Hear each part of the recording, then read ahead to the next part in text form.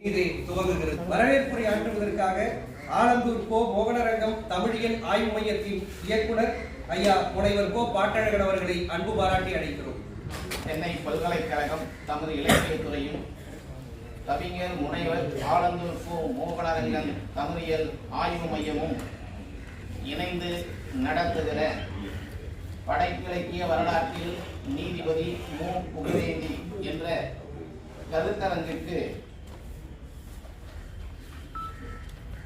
தலைமையேற்று நூலை வெளியிடுவதற்காக வருகை தந்திருக்கின்ற மேனாள் நீதியரசர் மாண்பமை நீதியரசர் எஸ்.கே. கிருஷ்ணன் அவர்களே, இந்த விழாவுக்கு தலைமை ஏற்றிருக்கின்ற சென்னை பல்கலைக்கழக தமிழ் இலக்கியத்துறையினுடைய பேராசிரியர் மதிப்பிற்குரிய பேராசிரியர் பரணி அவர்களே, இந்த விழாவிற்கு சிறப்புரையாற்றுவதற்காக வருகை தந்திருக்கின்ற மண்டல இணை இயக்குனர் கல்லூரி கல்வி இயக்குநரகத்தினுடைய இயக்குனர் மாநில கல்லூரியினுடைய முதல்வர் மதிப்பிற்குரிய பேராசிரியர் முனைவர் இரா. ராமன் அவர்களே, தமிழ் இலக்கியத்துறையினுடைய தலைவர் பேராசிரியர் ஏகாம்பரம் அவர்களே, மாணவர்களே, உங்கள் அனைவருக்கும் என்னுடைய முதற்கண் பணிவான வணக்கத்தை நான் தெரிவித்துக் கொள்கிறேன். சென்னை பல்கலைக்கழக தமிழ் இலக்கியத்துறை எத்தனையோ நூற்றுக்கணக்கான கருத்தரங்குகளை நடத்தி இருக்கிறது. ஆனால் இன்றைக்கு நடைபெறுகிற கருத்தரங்கு அந்த கருத்தரங்கிலிருந்து முற்றிலும் வேறுபட்டது. எப்படி என்றால், தமிழ் இலக்கியத்துறைக்கு ஒரு நீதியரசர் செய்திருக்கின்ற பங்கை வெளிப்படுத்துகிற வகையிலே இந்த கருத்தரங்கு அமைந்திருக்கிறது. தமிழ் இலக்கிய வரலாற்றிலே நாம் பார்ப்போமேயானால், மாயூரம் முன்சிப் வேதநாயகம் பிள்ளைக்கு பிறகு நீதித்துறையிலே நீதிபதியாக இருந்தவர். இத்தனை படைப்பிலக்கியத்தினுடைய அனைத்து துறைகளிலும் முத்துரை பதித்த ஒரு நீதிபதியாக நம்முடைய கண்முன்னே நிற்பவர் ஐயா நீதிபதி புகழேந்தி அவர்கள்.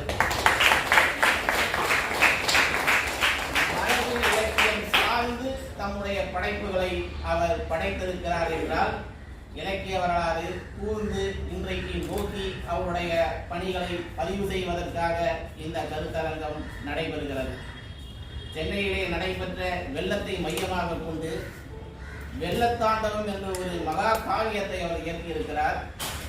இந்த நூற்றாண்டிலே பல கவிஞர்களை உருவாக்கிய கவிஞராக உயர்ந்து நிற்கின்ற பாரதிதாசனுடைய வாழ்க்கையை, பாரதிதாசனுடைய வீரப்பெருங்காவியம் என்ற பெயரிலே ஒரு மிகப்பெரிய காவியத்தை உருவாக்கியிருக்கிறார். சிறுகதை, நாவல் என்று எல்லா துறைகளிலும் சுட்டிக்காட்டியவர் நம்முடைய ஐயா நீதிபதி அவர்கள். அவருடைய சிறப்பை வெளிப்படுத்துகிற ஒரு கருத்தரங்கமாக இந்த கருத்தரங்கம் இன்றைக்கு நடைபெற்றுக் கொண்டிருக்கிறது. இந்த கருத்தரங்கிற்கு வருகை தந்திருக்கின்ற அந்த ஆய்வு கட்டுரைகளெல்லாம் தொகுத்து நூலாக வெளியிடுவதற்கு ஐயா மாண்புமை நீதியரசர் அவர்கள் இங்கே வருகை தந்திருக்கிறார். சென்னை உயர் நீதிமன்றத்துக்கு பெருமை சேர்த்த பல தீர்ப்புகளை வழங்கிய பெருமானவர். அவர் இன்றைக்கு இங்கே வருகை தந்து இந்த நூலை வெளியிடுவதை நாங்கள் மற்றற்ற மகிழ்ச்சி அடைகிறோம். இன்றைக்கு கூட அவர் திரைப்பட மானிய குழுவினுடைய தலைவராக இருந்து பல்வேறு அரிய பணிகளை நீதியரசர் அவர்கள் ஆற்றிக் கொண்டிருக்கிறார். இன்றைக்கு இருக்கின்ற இந்த கதாநாயகனாக இருக்கிற நீதிபதி புகழேந்தி அவர்கள் திரைப்படத்துறைக்கும் சென்று ஒரு திரைப்படத்தினுடைய இயக்குநராக இருக்கிறவர், திரைப்படத்தினுடைய தயாரிப்பாளராக இருக்கிறவர். ஆகவே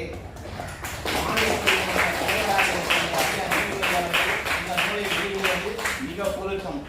ஆக ஐயா அவர்களை நான் இந்த கருத்தரங்கின் சார்பாக வருக வருக என வரவேற்கின்றேன். சிறப்புரையாற்றுவதற்காக வருகை தந்திருக்கின்ற பேராசிரியர் முனைவர் இரா. ராமன் அவர்கள் படைப்பிலக்கிய துறையிலே கல்யாணராமன் என்ற பெயரிலே எத்தனையோ சிறுகதைகளை அவர் படைத்திருக்கிறார், கவிதைகளை எழுதியிருக்கிறார். நரகத்திலிருந்து ஒரு குரல் என்ற அவருடைய படைப்பு இலக்கிய வரலாற்றிலே ஒரு மிக சிறப்பான படைப்பாக கருதப்படுகிறது. அவர் ஒரு சிறந்த பேச்சாளர், சிறந்த படைப்பாளர், கவிஞர், அது மட்டுமல்ல சிறந்த கல்வியாளர். இதே கடற்கரை சாலையிலே இருக்கின்ற மாநில கல்லூரியினுடைய முதல்வராக அவர் இருக்கிறார். அது மட்டுமல்ல, இந்தியாவிலேயே 3வது இடத்துக்கு மாநில கல்லூரியை கொண்டு வந்த சிறப்புக்குரிய முதல்வர்.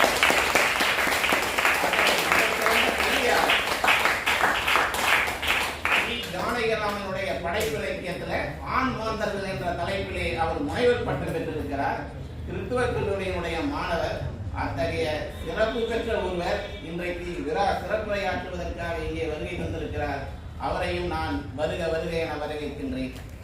இங்கே தலைமை ஏற்றிருக்கின்ற பேராசிரியர் பரணி அவர்கள், நானும் அவரிடத்திலே படித்த மாணவன் தான். ஒரு 25 ஆண்டுகள் மாணவர்களை உருவாக்கிய இந்த தமிழ்துறையினுடைய மேலாள் தலைவராகவும் இருந்து இப்பொழுது பேராசிரியராகவும் இருந்து எதிர்காலத்தில் மீண்டும் தலைவராகி இந்த துறையை நடத்தக்கூடிய சிறப்புக்குரியவர். அதே போல் இங்கே பேராசிரியர் இன்றைக்கு தமிழ்துறை தலைவராக இருந்து இந்த கருத்தரங்கம் சிறப்பாக நடைபெறுவதற்கும் எண்ணற்ற மாணவர்களை உருவாக்கியவர். பல ஆய்வுகளை, மிகச்சிறந்த ஆய்வுகளை படைத்தவர் பேராசிரியர் ஏகாம்பரம் ஐயா அவர்கள். அவர்களையும்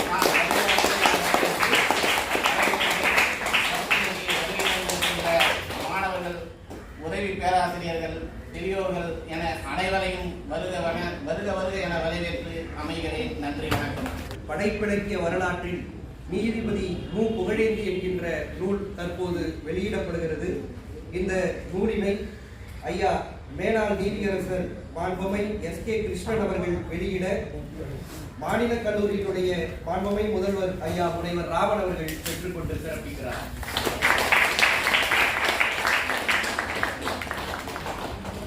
அரங்கமதிரும் கையோடு எழுப்பி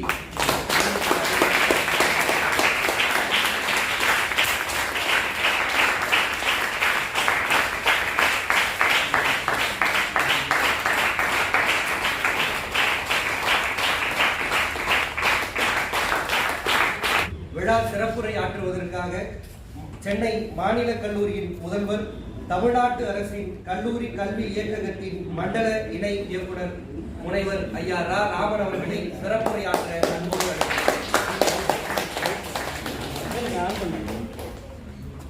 அனைவருக்கும் வணக்கம்.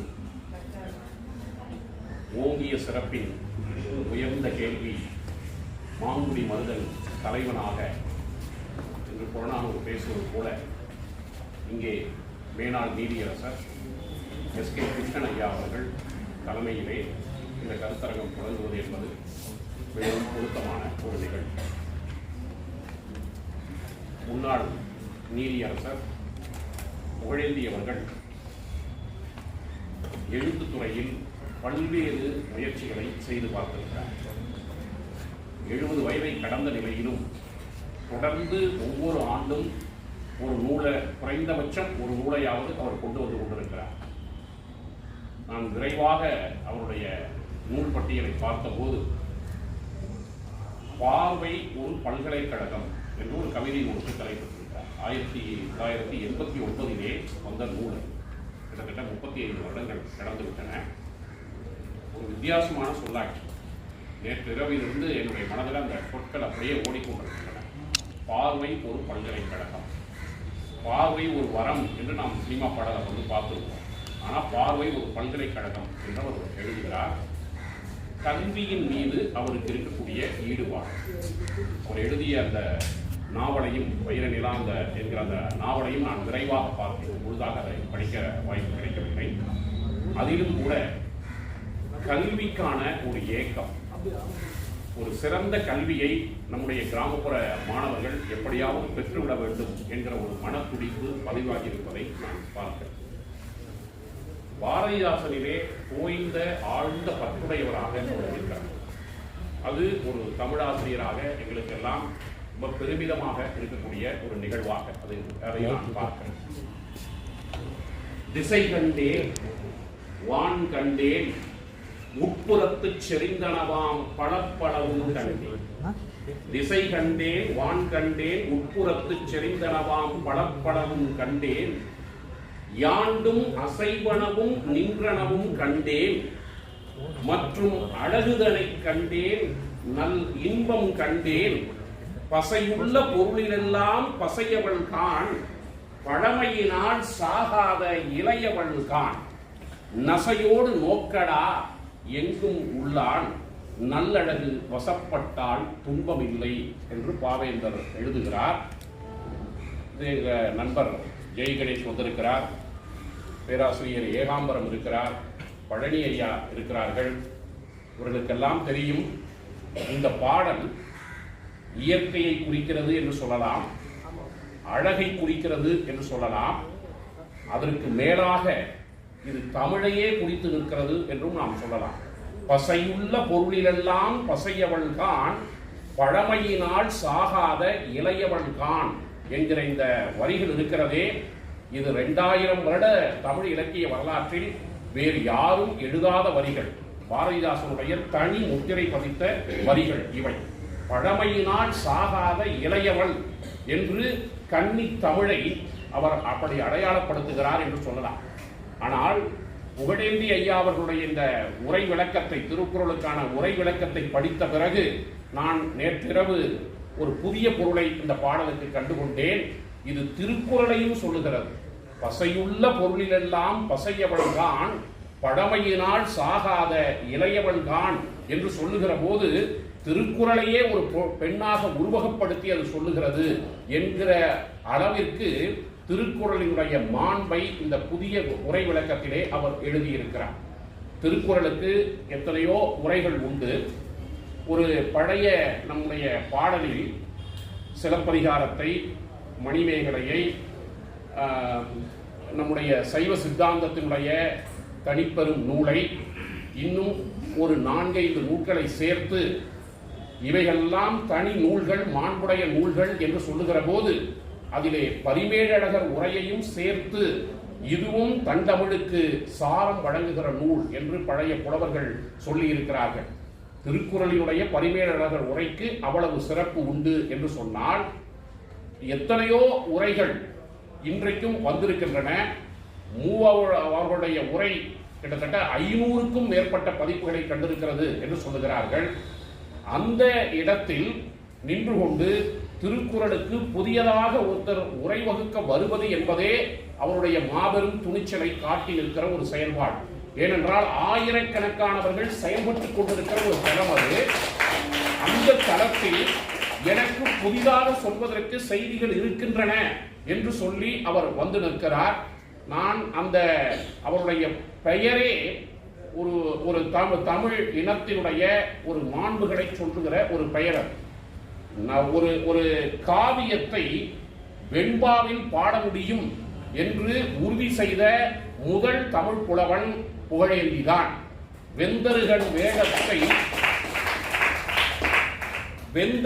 வேடத்தை வேரி கமலத்தின் தந்துவினால் கட்டச் சமைவது ஒக்கும், பைந்தொடையால் தேன் பாடும் தார் நலன் தன் தெய்வ திருக்கதையை யான் பாடலுற்ற இது என்று புகழேந்தி ஒரு அவையடக்க பாடலிலே தன்னை அறிமுகப்படுத்திக் கொள்கிறார்.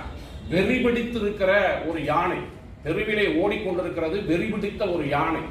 அந்த யானையை ஒரு தாமரை மலரினுடைய தந்துவினை எடுத்து, ஒரு நாரினை எடுத்து நான் கட்டி அடக்கி நிறுத்தி விடுவேன் என்று ஒருவன் சொன்னால் அது எவ்வளவு அபத்தமானதோ, எவ்வளவு முட்டாள்தனமானதோ அவ்வளவு முட்டாள்தனமானது. வெண்பா என்கிற இந்த யாப்பை கொண்டு நலனுடைய கதையை நான் பாடிவிட முடியும் என்று சொல்வது என்று தன்னை தாழ்த்தி கொண்டு புகழேந்தி எழுதுகிறார். அது ஒரு இடக்கலாக நாம் புரிந்து கொள்ள வேண்டிய ஒரு செய்தி. விவிலியம் வந்து சொல்லுகிறது, தன்னை உயர்த்துகிறவன் எவனோ அவன் தாழ்த்தப்படுகிறான், தன்னை தாழ்த்துகிறவன் எவனோ அவன் உயர்த்தப்படுகிறான். அந்த தன்னை தாழ்த்துகிறவன் எவனோ அவன் உயர்த்தப்படுகிறான் என்கிற அந்த செய்திதான் தமிழ் அவையெடுக்க பாடல்களுடைய சாரமான ஒரு செய்தி. அதை பாடிய அந்த புகழேந்திக்கு தமிழ் இலக்கியத்திலே எவ்வளவு பெரிய பெருமை இருக்கிறதோ அதுபோல நீதித்துறையில் இருந்து சட்டம், வழக்குகள், தண்டனை கொடுப்பது, குற்றவாளிகளை பார்ப்பது, திருத்துவது, சிறைச்சாலைகளுக்கு செல்வது, அங்கே சீர்திருத்தங்களை மேற்கொள்வது என்று இருக்கக்கூடிய நீதியரசர்களுடைய வாழ்க்கையில் இருந்து விலகி தமிழ் இலக்கியம்தான் எனக்கு ஆயுள் கால கடமை என்று சொல்லி ஒருவர் எழுத்துலகத்திலே இருக்கிறார் என்பது நாமெல்லாம் தமிழ் படித்த நாமெல்லாம் வியந்து பார்க்க வேண்டிய ஒரு செய்தியாகும். அவர் தொடர்ந்து அந்த துறையிலே ஈடுபட்டு கொண்டு வருகிறார் என்பதுதான் வியப்பு. இதில் நான் ரெண்டே அதிகாரத்தை தான் எடுத்துட்டு வந்தேன். இன்னைக்கு கரண்ட் இல்லாதனால அதை எவ்வளவு தூரம் சொல்ல முடியும் தெரியல. அவர் ஒரு திருக்குறளுக்கு உரை எழுதுகிற போது எவ்வளவு நுட்பமாக எழுதுகிறார் என்பதை சொல்லி காட்டுவதற்காக நான் கொண்டு வந்திருக்கிறேன். கல்வி என்கிற அதிகாரம், கல்லாமை என்கிற அதிகாரம், இந்த இரண்டுக்கும் அவர் எழுதியிருக்கக்கூடிய உரையை நீங்கள் படித்து பார்த்தாலே தெரியும். அவர் பாரதிதாசன் சொல்வார் இல்லையா, சிந்துவை பார்த்து இன்னொரு சிந்து, பிள்ளைத்தமிழை பார்த்து இன்னொரு பிள்ளைத்தமிழ், அப்படி எழுதியவர் இல்லை பாரதி. அதுதான் அவருடைய தனித்துவம், அதுதான் அவருடைய சிறப்பிற்கு அடையாளம் என்று அடையாளப்படுத்துவதைப் போலவே இதற்கு முன்பு வந்த திருக்குறள் உரைகளிலிருந்து அவர் வேறுபட்டு வித்தியாசப்பட்டு இருக்கிற ஒரு இடம் என்ன என்றால், அவர் செய்தித்தாள்களில் வருகிற செய்திகளை கொண்டு வந்து இங்கே காட்டுகிறார். அரசியல் மேடைகளிலே பேசப்பட்ட செய்திகளை கொண்டு வந்து காட்டுகிறார். பேரறிஞர் சி.என். அண்ணாதுரை அவர்கள் அமெரிக்காவினுடைய ஏல் பல்கலைக்கழகத்தில் ஆற்றிய அந்த உரையிலிருந்து ஒரு மிக முக்கியமான எடுத்துக்காட்டை கொண்டு வந்து பொருத்தமாக ஒரு திருக்குறளுக்கு உரை வகுப்பதற்கு காட்டுகிறார். நான் அந்த ஒரு இடத்தை மட்டும் உங்களுக்கு படித்து காட்டுவதற்கு விரும்புகிறேன். இப்போ பாத்தீங்கன்னா இப்படி ஒரு திருக்குறள் இருக்குங்கிறதே நமக்கு பல பேருக்கு இப்பதான் தெரிஞ்சுப்போம். திறன் அல்ல தற்பிறர் செய்யினும் நோ நொந்து அரண் அல்ல செய்யாமை நன்று. அதுக்கு அவர் எழுதுறாரு, ஒருவருக்கு பொறுத்து கொள்ள முடியாத தீங்கையே மற்றொருவர் செய்யும் போதும் அத்தீங்கால் வேதனை உறும் அவர் அதனால் பாதிக்கப்பட்டு அறத்திற்கு புறம்பான செயலை பதிலுக்கு பதிலாக செய்வதோ அல்லது அதற்கு ஒப்பான வேறு வகை தீங்கை செய்யாதிருத்தலோ அவருக்கு மிகவும் நன்றாகும். எதிரி இல்ல, அவருக்கு மிகவும் நன்றாகும் என்று எழுதுகிறார். இந்த அவருக்கு மிகவும் நன்றாகும் என்பது புகழேந்தி அவர்களுடைய பங்களிப்பு. அந்த திருக்குறளுக்கு உரை வகுக்கிற போது அவ்வளவு நுட்பமாக அதை எழுதுகிறார். அதற்கு இந்திய தண்டனை சட்டத்துல பிரிவு 97ல அப்புறம் பிரிவு 99ல கூறப்பட்டுள்ள ஒரு எடுத்துக்காட்டை எடுத்து அவர் காட்டுறார். அது என்ன இருக்கு? Every person has a right subject to the restrictions contained in section 99 to defend first his own body and body of any other person against any offense affecting the human body. நம்முடைய உடல் மீது செலுத்தப்படுகிற ஒரு வன்முறையை தற்காத்துக் கொள்வதற்கு இந்த உலகத்தில் உள்ள ஒவ்வொரு உயிருக்கும் ஒரு உரிமை இருக்கிறது. அதே போல நம்ம பக்கத்துல உள்ள ஒருத்தன் அடிக்க போனா கூட அந்த மனித உடல் மீதும் கருணைப்பட்டு நாம் அதையும் தடுத்து நிறுத்துவதற்கு நமக்கு உரிமை இருக்கிறது. ஆனா அவனை திருப்பி அடிப்பதற்கோ மற்றதுக்கோ அந்த சட்டத்திலேயே சொல்லல. அம்பேத்கர் எவ்வளவு நுட்பமாக இந்திய அரசியல் சாசன சட்டத்தை வகுத்திருக்கிறார் என்பதற்கும் இது ஒரு எடுத்துக்காட்டாக அமைகிறது. இதை 2000 வருடங்களுக்கு முன்பே திருவள்ளுவர் எவ்வளவு நுட்பமாக சொல்லி இருக்கிறார் என்கிற கோணத்தில் உரையை அவர் வகுத்து கொண்டு செல்கிறார். அதே போல நம்ம எல்லோருக்கும் தெரிந்த இந்த புகழ்பெற்ற திருக்குறள், உவப்ப தலைகூடி உள்ள பிரிதல் அனைத்தே புலவர் தொழில் என்கிற குறள், அது தெரியாதவங்க இருக்க மாட்டாங்க. அதுக்கு அவர் எழுதுறாரு. எப்படி எழுதுறாரு? உண்மையான அன்புடையோர் கூடி, இந்த அரங்கமே அதற்கு சாட்சி. புகழேந்தி ஐயா அவர்களுடைய உரையின் அடிப்படையில் இந்த திருக்குறளை விளக்குவதாக இருந்தால் இந்த அரங்கமே அதற்கு சாட்சி. ஒரு தமிழ் நூல் வெளியிடப்படுகிற போது இவ்வளவு மாணவர்கள் காலை 10 மணிக்கே இவ்வளவு அமைதியாக குழுமி இருந்து கேட்பது என்பதே இதுதான். உண்மையான அன்புடையோர் கூடி நல்லன பல பேசி மகிழ்ந்து பிரிய முடியாமல் பிரியும் போது இனி ஒருவரோடு ஒருவராகிய நாம் என்று கூடுவோம் என்ற ஏக்க உணர்வோடு பிரிய மனமில்லாமல் பிரிந்து செல்வது நல்லவற்றை கற்றறிந்த நல்லோருடைய செயலாகும். இன்று ஆங்காங்கே பல தமிழ் அமைப்புகளை ஏற்படுத்தி பேராசிரியர் பழனிக்கும் பேராசிரியர் ஏகாம்பரம் அவர்களுக்கும் பெருமை சேர்க்கிற கருத்து இது. இன்று ஆங்காங்கே பல தமிழ் அமைப்புகளை ஏற்படுத்தி அறிஞர் பெருமக்கள் தமிழ் இலக்கியத்தில் கண்டுள்ளவற்றை பேசி மகிழ்வது என்பது இந்த திருக்குறளின் படியான செயலே ஆகும். அவர்கள் அடுத்த நிகழ்வு என்று வரும் கூடி கழிப்பதற்கு என்று ஆவல் கொண்டிருப்பர். இந்த கருத்தரங்கம் முடிந்தால் இந்த மாணவர்கள் இதோட முடிஞ்சுதா என்ன? அடுத்த கருத்தரங்கம் எப்போ வரும், அடுத்த கருத்தரங்கம் எப்போ வரும் என்று ஆவலை தூண்ட வேண்டும். அதுதான் உவப்ப தலைகூடி உள்ள பிரிதல் அனைத்தே புலவர் தொழில் என்று விளக்கம் எழுதியிருக்கிறார். நம்ம எத்தனையோ திருக்குறள் உரை படித்திருக்கிறோம். இது போல நம்முடைய அன்றாட வாழ்க்கையோடு பொருத்தி அதை சொல்லுகிற போது அது சிறப்பாக அமைகிறது. அதே போல தொட்டனை தூரும் மணற்கேணி மாந்தர்க்கு கற்றனை தூரும் அறிவு, எல்லாருக்கும் தெரிந்த திருக்குறள்களை தான் நான் எடுத்து காட்டுறேன். ஆனா உரையில அவர் எவ்வளவு நுட்பப்படுகிறார். இப்ப இது எல்லாருக்கும் தெரியும். மணலில் நான் எவ்வளவு ஆழம் தோண்டுகின்றோமோ அந்த அளவிற்கு நீர் சுரந்து கொண்டே இருக்கும். அது போன்றுதான் மனிதர்களாகிய நாம் எந்த அளவிற்கு நூல்களை கற்கின்றோமோ அந்த அளவிற்கு நம்முடைய அறிவு வளரும். அதாவது கற்க கற்க அறிவு வளர்ந்து கொண்டே இருக்கும் என்பதை இதன் மூலம் நாம் உணர்தல் வேண்டும் என்று உரை எழுதிட்டார். இப்ப எடுத்துக்காட்டு சொல்லணும். எவ்வளவு அற்புதமான ஒரு எடுத்துக்காட்டை கொண்டு வந்து எனக்கு தருகிறார்.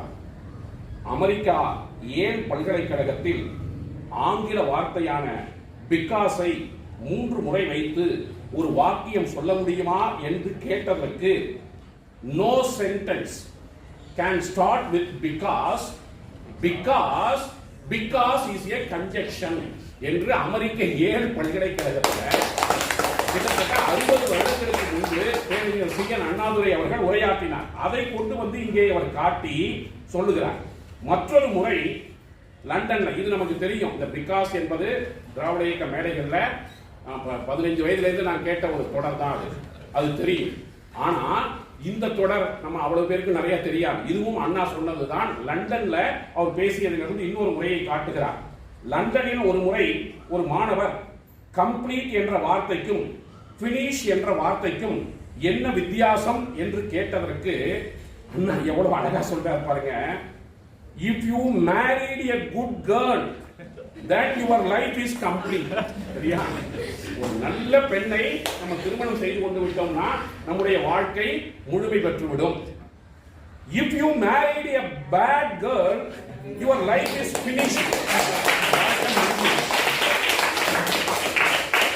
இதே மாதிரி பெண்களும் சொல்லலாம். சரியா? நீங்க வந்து மாத்தி போட்டுக்கணும். ஒரு நல்ல ஆணை அப்படின்னு சொல்லி போட்டுட்டீங்கன்னா உங்களுக்கு அது புரிஞ்சிடும். இது ரெண்டையும் சொல்லிட்டாரு. இது எல்லாரும் சொல்லிடுவாங்க. ஆனா மூணாவதா ஒன்று சொல்றாரு. அதனாலதான் அவர் பேரறிஞர்.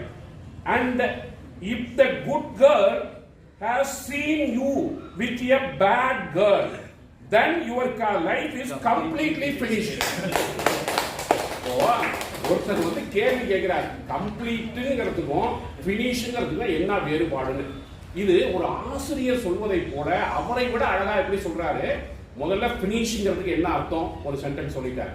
கம்ப்ளீட்ங்கிறதுக்கு என்ன அர்த்தம் அதுக்கு ஒரு சென்டென்ஸ் சொல்லிட்டார். அதுக்கு பிறகு பினிஷிங் கம்ப்ளீட்லியும் ஒரே வாக்கியத்துல வச்சு கம்ப்ளீட்லி பினிஷ்டு அப்படின்னு மூணாவது விளக்கத்தையும் அவர் சொல்லி தருகிறார். அதுக்கு நம்ம புழைந்து சார் சொல்றாரு, இது வந்து தொட்டனை தூரும் மணற்கேணி, அப்ப மாந்தருக்கு கற்றனை தூரும் அறிவு என்பது இதுதான். ஒரு கேள்வி கேட்கப்பட்ட கூட இதெல்லாம் படிச்சுட்டு வந்துலாம் பண்ண முடியாது. கம்பராமாயணத்துல 10 பாட்டை மனப்பாடம் பண்ணிக்கலாம், எப்ப வேணா அதை சொல்லலாம். ஆனா இந்த பிரசன்ஸ் ஆஃப் மைண்ட் இருக்கு இல்லையா, இது மேதைகளுக்கே வருவது. இப்படி இருக்க வேண்டும் கல்வி என்ற ஒரு உதாரணத்தை எடுத்து காட்டுகிறார். அதே போல கல்லாதான் ஒட்பம் கழிய நன்று ஆயினும் கொள்ளார் அறிவுடையார் என்று 404வது திருக்குறள்.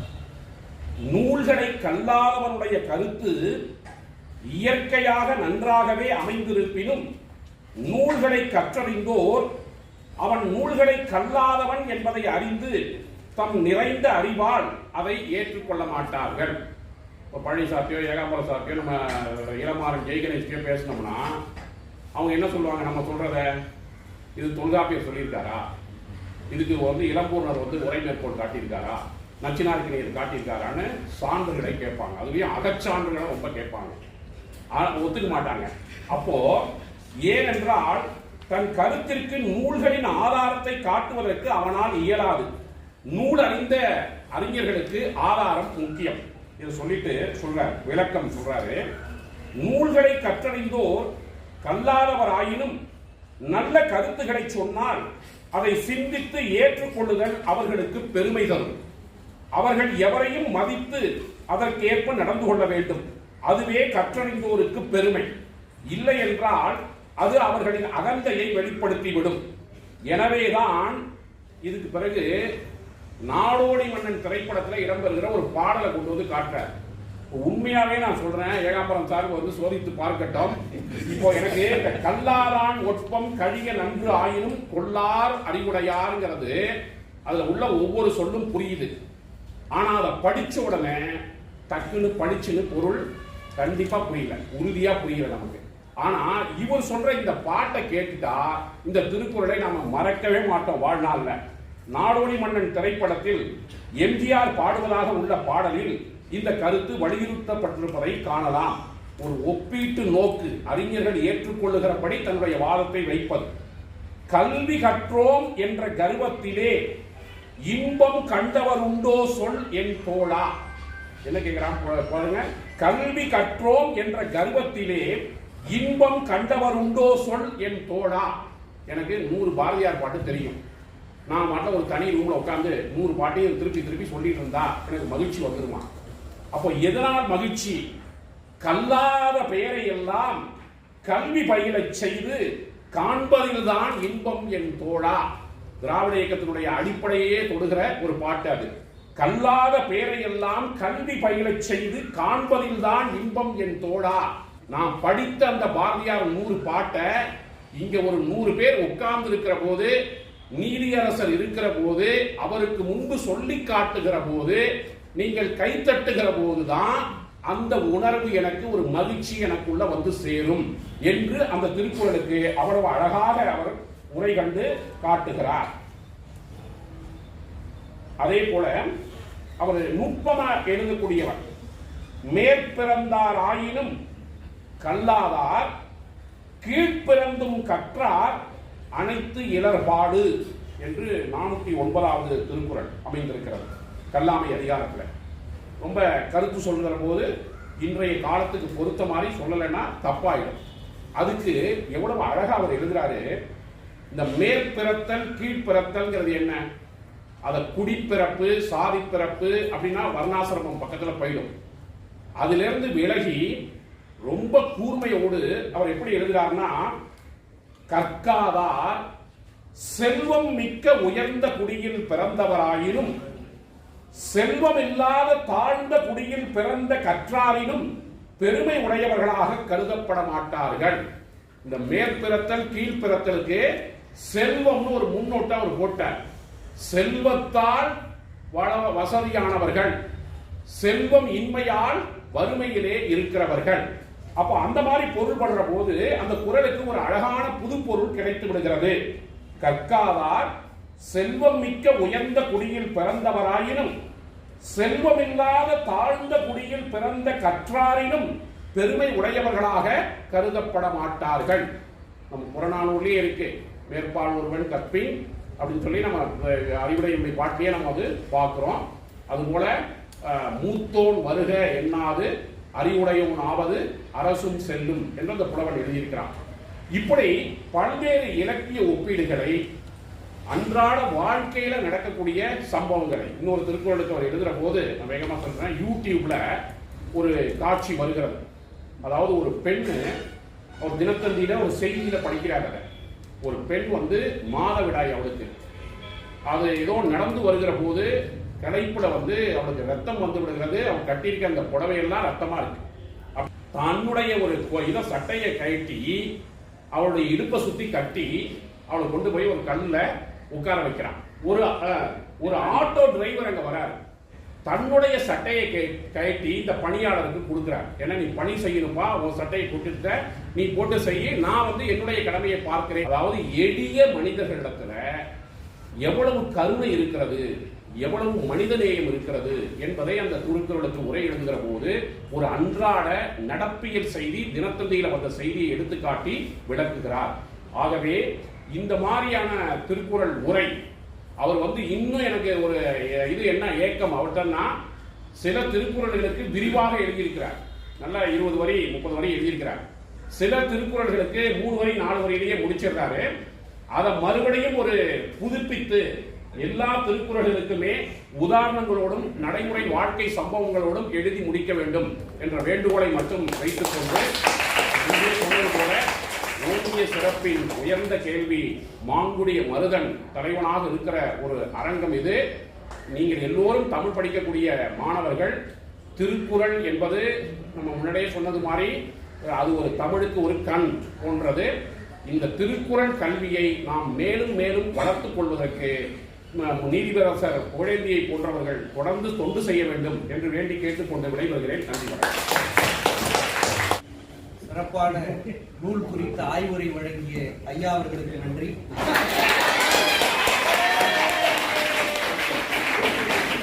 நீதியரசர் மாண்பமை எஸ்.கே. கிருஷ்ணன் அவர்கள் சிறப்புரையாற்ற அன்போடு அழைக்கிறோம். அரங்கிலே அமர்ந்திருக்கக்கூடிய அன்பிற்குரிய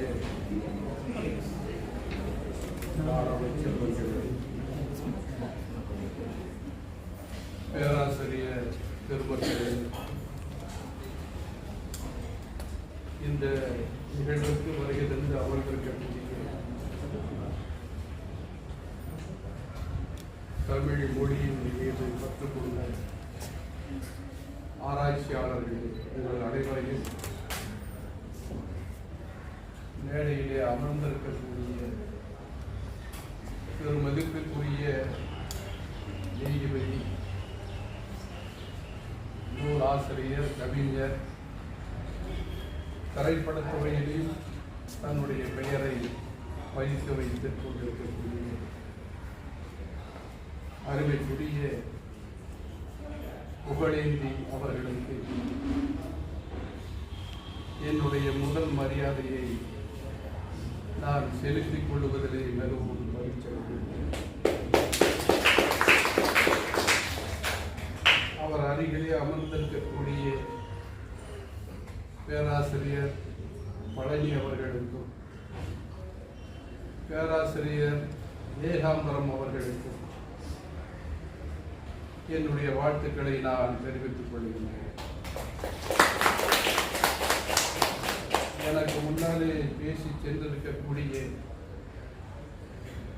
மாநில கல்லூரியுடைய முதல்வரும்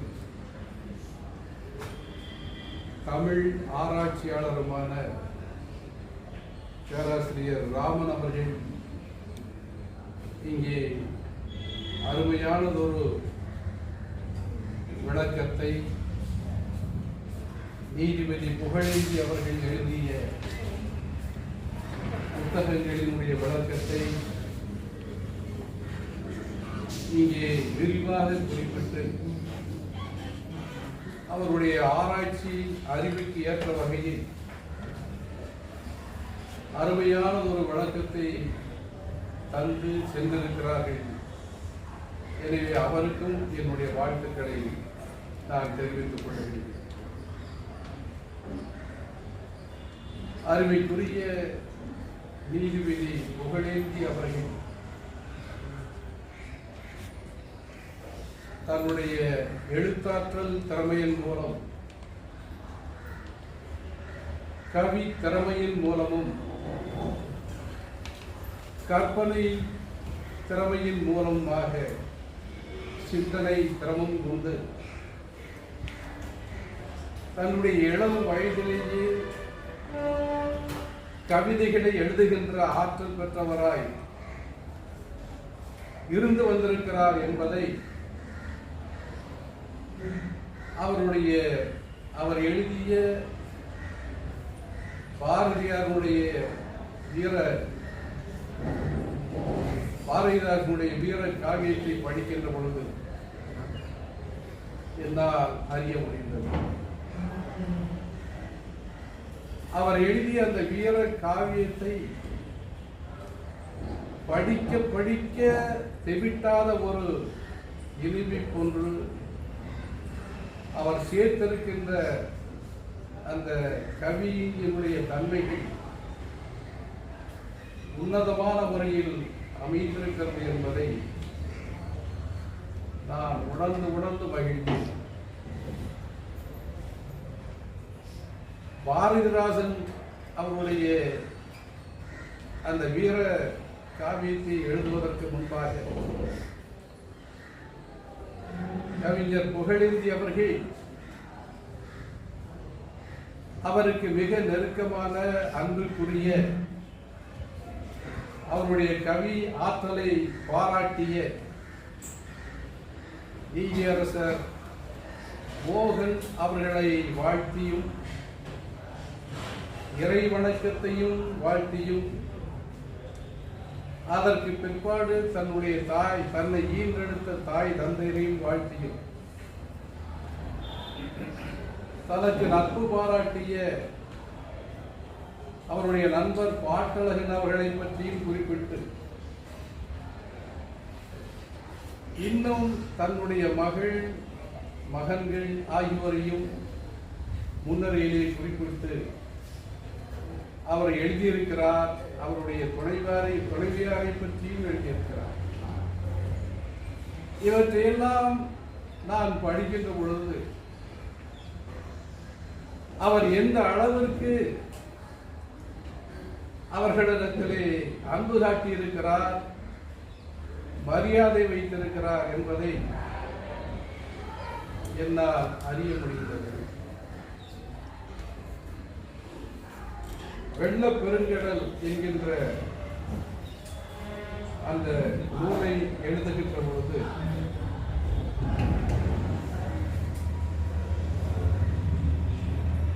வெள்ளத்தாண்டவம் என்கின்ற நூலை எழுதுகின்ற பொழுது அரங்கநாதன் என்கின்ற ஒரு குடும்ப தலைவன் எந்த அளவிற்கு தன்னுடைய ஊதியத்தில் கிடைத்த வருமானத்தை பெற்று சேமித்து வைத்து ஒரு சிறிய வீட்டை கட்டி அவரும் அவருடைய பிள்ளைகளும் அந்த புதிய வீட்டில் குடியேறி அந்த தருணத்தில் இயற்கையுடைய தாண்டவம், வெள்ள தாண்டவம், வெள்ளம் வந்து அவருடைய மகளும் மற்றவர்களும் எப்படி பரிதவிக்கிறார்கள் என்பதை பற்றி நடந்த ஒரு வரலாற்றை, நடந்த ஒரு நிகழ்ச்சியை மிக தத்துவமாக வெள்ள தாண்டவம் என்கின்ற அந்த நூலில், வரலாற்று நூலில் அவர் எழுதியிருக்கிறார். பொதுவாகவே கவி உள்ளம் கொண்டவர்களுக்கு கற்பனை திறனும் மற்றும் தத்துவ திறனும் நடைமுறை திறனும் உலகத்திலே நடைபெறுகின்ற நிகழ்வுகளை தொகுத்து அந்தந்த தலைப்புகளுக்கு எப்படி இது பொருந்தும் என்கின்ற அளவில் எழுதுகின்ற, சிந்திக்கின்ற அந்த ஆற்றலை அறிவிற்குரிய எழுத்தாளர் நீதிபதி புகழேந்தி அவர்கள் கையாண்டிருக்கிறார் என்பதை அவர் எழுதிய அந்த புத்தகங்களின் மூலமாக என்னால் அறிய முடிந்தது. வைர நிலா என்கின்ற ஒரு காவியத்தில் அந்த காவிய தலைவராக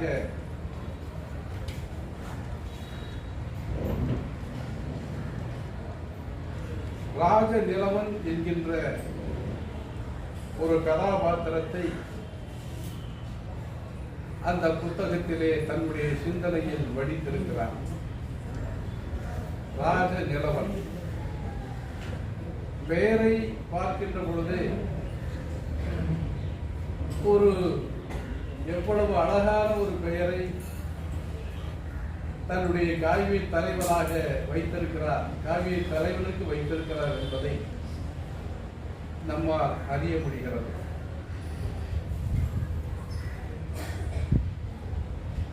அந்த வைர நிலா என்கின்ற ஒரு புத்தகத்தை, காவியத்தை நான் முழுமையாக படிக்கவில்லை. ஆனால் படித்த அளவிலே பார்க்கின்ற பொழுது அவர் எந்த அளவிற்கு நடைமுறைகளை எல்லாம் பின்பற்றி சிந்தனைகளை அதனோடு செலுத்தி அவர் எழுதியிருக்கிறார், காவியங்களை எழுதியிருக்கிறார் என்பதை பார்க்கின்ற பொழுது அவருடைய முயற்சி, அவருடைய உழைப்பு தமிழ் அன்னைக்கு அணிகலன்களை கூட்டுகின்ற அளவில் இருந்து வருகிறது என்பதை என்னால் உணர முடிகிறது.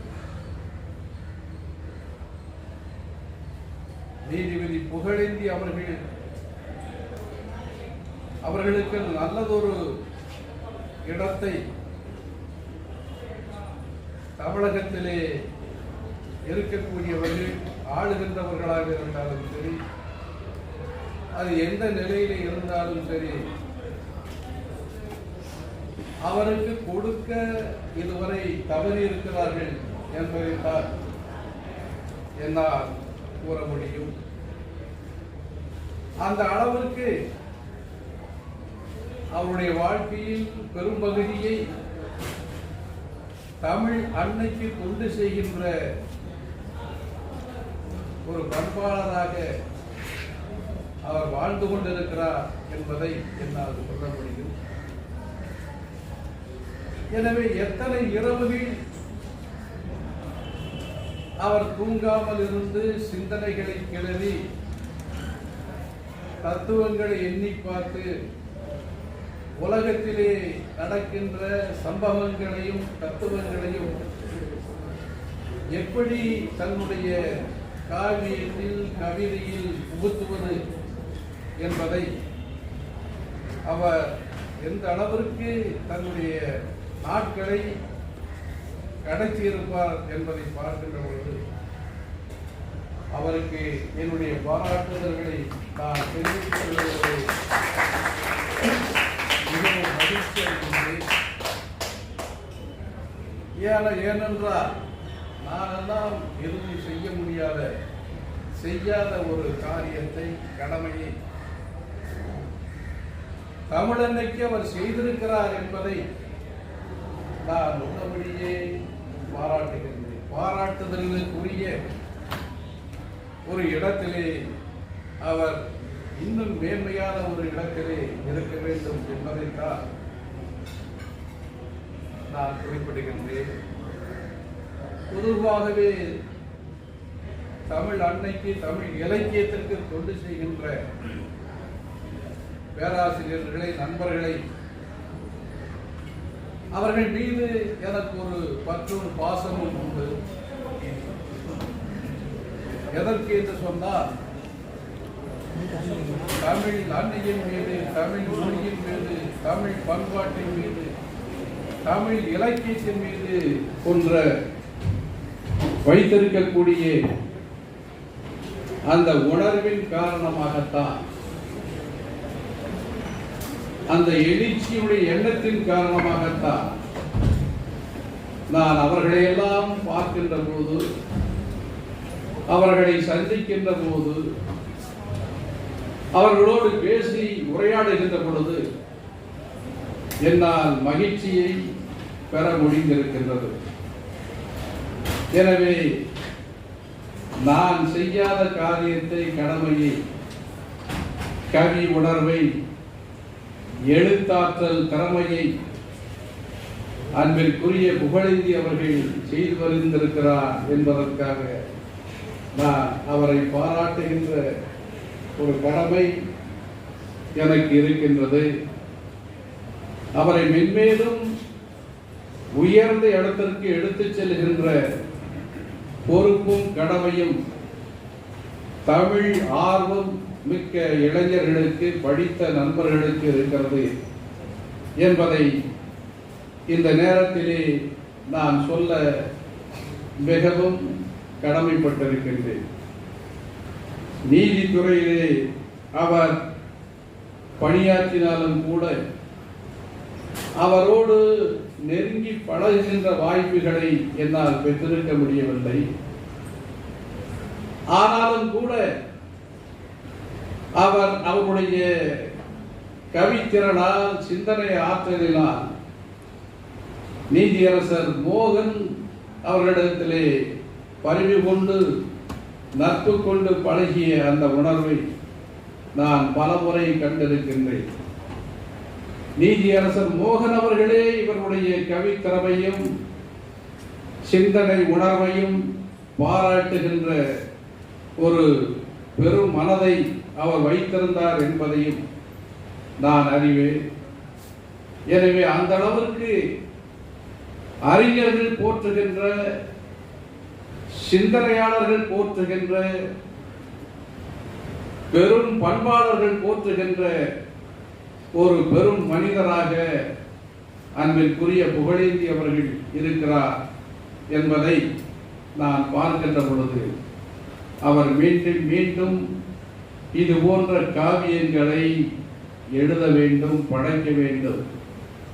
தமிழ் அன்னைக்கு இது போன்ற நூல்களை எழுதி தமிழ் அன்னைக்கு அவர் பெருமை சேர்க்க வேண்டும் என்று நான் மிக பணிவோடு அவரை நான் கேட்டுக்கொள்கின்றேன். அவர் மென்மேலும் புகழோடு வாழ வேண்டும், மென்மேலும் தமிழன்னைக்கு தமிழ் இலக்கியத்திற்கு தொண்டு செய்து வாழ வேண்டும் என்று நான் வேண்டி விரும்பி கேட்டுக்கொண்டு வாழ்க அவர் புகழேந்தியுடைய புகழ், அவருடைய சிந்தனை திறன் வாழ்க, அவருடைய கற்பனை திறன் வாழ்க, அவருடைய இலக்கிய துறை வாழ்க என்று வாழ்த்துகிறேன். நன்றி, வணக்கம். நூல் வெளியீட்டு சிறப்புரை வழங்கிய ஐயா அவர்களுக்கு நன்றி. தொடர்ந்து விழாவிற்கு தலைமையேற்று தலைமை உரையாற்றுவதற்காக தமிழ் இலக்கியத்துறையின் பேராசிரியர் மதிப்பிற்குரிய ஐயா முனைவர் கோ பழனி அவர்களை அன்பு பாராட்டி அழைக்கிறோம். அனைவருக்கும் காலை வணக்கம். நன்றி. சென்னை பல்கலைக்கழக தமிழ் இலக்கியத்துறை கவிஞர் முனைவர் ஆலந்தூர் கோ மோகனரங்கன் தமிழியல் ஆய்வு மையம் இணைந்து படைப்பிலக்கிய வரலாற்றில் நீதியரசர் மு புகழேந்தி என்கின்ற பொறுமையில் ஒரு நாள் அவரை பற்றி அறிந்து கொள்வதற்கும் அவருடைய படைப்புகளை புரிந்து கொள்வதற்கும் இந்த இரு அமைப்புகளும் இந்த தொடக்க விழாவிற்கு ஒரு அரிய உரையை நூலை பெற்றுக்கொண்டு அரிய உரையை நம்முடைய பேராசிரியர் பெருந்தகை முதல்வர் மண்டல இணை இயக்குனர் ஐயா ராமனையா அவர்கள் மிக நுட்பமாக வாசிக்கக்கூடிய திறன் பெற்றவர், நுட்பமாக பதிவு செய்யக்கூடிய திறனை பெற்றவர், மிகச்சிறந்த ஆய்வாளர். அவர் ஒரு சாதாரணமான உரையை நிகழ்த்திவிட்டு எப்போதுமே செல்வதில்லை. ஆழமான ஒரு ஆழங்கால் பட்ட ஒரு உரையை உங்கள் முன்னால் வைத்துவிட்டு சென்றிருக்கிறார். அதன் பிறகு இப்பொழுது நீதியரசர் ஐயா அவருடைய பார்வையில் நீதியரசர் மு புகழேந்தி அவர்களுடைய படைப்புகளை பற்றிய ஒரு பதிவை செய்துவிட்டு சென்றிருக்கிறார்கள். அந்த வரிசையில் புகழேந்தி ஐயா அவர்கள் நீதியரசராக ஏறக்குறைய 25 ஆண்டுகள் பணியாற்றி இருக்கக்கூடிய ஒரு பெருந்தகை. பொதுவாக நீதியரசராக இருப்பவர்களுக்கு நேரம் வாய்ப்பது மிக மிக குறைவு.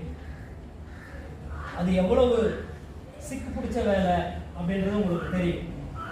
அந்த நிலையிலும் கூட 1965 தொடக்கம் அவருடைய இலக்கிய பணி என்பது தொடங்கியிருக்கிறார். அவர் எல்லா தளத்திலும் தன்னுடைய காலை ஆழங்காலை பதித்திருக்கிறார் என்பது குறிப்பிடத்தக்கது. இந்த நிகழ்விற்கு வந்திருக்கக்கூடிய பேராசிரியர்கள், என்னுடைய பேராசிரியர் லயோலா கல்லூரியில் நான் படிக்கிற பொழுது எனக்கு பேராசிரியராக இருந்து எனக்கு கற்பித்த எனது பேராசிரியர்கள் வந்திருக்கிறார்கள்.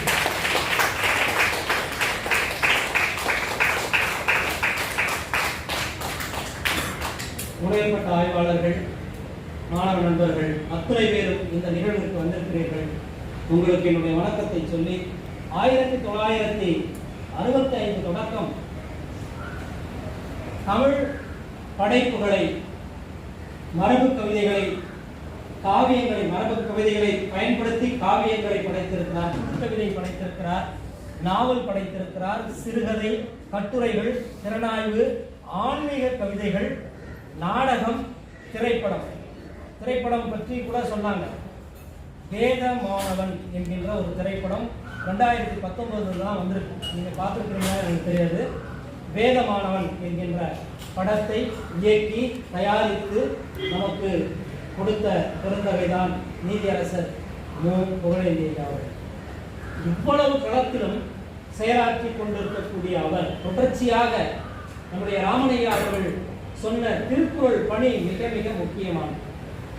அப்புறம் காவியங்கள் மிக மிக முக்கியமானது. இந்த படைப்புகளுக்கு எல்லாவற்றிற்கும் 1965 தொடக்கம் அவருடைய பணி தொடர்ச்சியாக வந்து கொண்டிருக்கிறார். அவற்றை பற்றித்தான் ஆய்வறிஞர்கள் உங்களுக்கு ஆய்வுரை வழங்க இருக்கிறார்கள். இதற்கு தமிழ் சமூகம் அவருக்கு வழங்கி இருக்கக்கூடிய பட்டங்கள் அப்படின்னு பார்த்தீங்கன்னா, பார்வை காவலர் என்கின்ற பட்டத்தை பெற்றிருக்கிறார், இலக்கிய பேரொளி என்கின்ற பட்டத்தை பெற்றிருக்கிறார், இலக்கிய பேரறிவாளன் என்கின்ற பட்டத்தை பெற்றிருக்கிறார். இது அல்லாமல் பல விருதுகள் அவர் பெற்றிருக்கிறார். பாரதி பட்டயம், பாரதிதாசன் விருது, சிறந்த எழுத்தாளருக்கான விருது, இன்னும் பல விருதுகள் அவர் பெற்றிருக்கிறார்கள். இந்த விருதுகள் எல்லாவற்றிற்கும் அடிப்படையாக இருப்பது அவருடைய படைப்பிலக்கியம், படைப்புகள் தான். இந்த படைப்புகள் நான் பொதுவாக சொல்வது, என்னுடைய வாழ்க்கையிலும் கூட நான் அதை பதிவு செஞ்சிருக்கிறேன்னு நினைக்கிறேன். எப்போதுமே தமிழியல் துறை சார்ந்து படைக்கக்கூடிய, தமிழியல் துறை சார்ந்து எல்லாமே நான் உட்பட அவர்கள் தமிழுக்கு வழங்கக்கூடிய கொடையை காட்டிலும் தமிழின் மீது பற்று கொண்டு பிற துறை சார்ந்த அறிஞர் பெருமக்களுடைய கொடைதான் மிக மிக அதிகம். தமிழியல் சார்ந்த ஆய்வாளர்கள், படைப்பாளிகள் என்பவர்களை நீங்கள் பட்டியலிட்டாலும் தமிழியல்பால் ஈடுபாடு கொண்டு பற்றாளர்களாக இருப்பவர்களை பட்டியலிட்டாலும் அது உங்களுக்கு தெரிந்து போகும். அந்த வகையில் நீதியரசர் மு. புகழேந்தி ஐயா அவருடைய பணி தமிழ் இலக்கியம், தமிழியல் உலகம் பாராட்ட தகுந்தது. இந்த ஒரு நாளில் அவருடைய பன்முக பார்வை, அவருடைய பன்முக ஆளுமை நாம் அத்தனை பேருக்கும் வந்து சேரும்.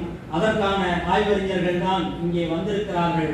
அவர்களை அத்தனை பேரும் உங்கள் சார்பாக மீண்டும் ஒரு முறை நான் வருக என்று வரவேற்று, இத்தகைய படைப்பாளிகளை கொண்டாடுவது தமிழ் இலக்கியத்துறையினுடைய கடமை. அந்த பணியை நாங்கள் செய்து கொண்டிருக்கிறோம் என்று கூறி வாய்ப்பிற்கு நன்றி பாராட்டி விடைபெறுகிறேன். நன்றி, வணக்கம்.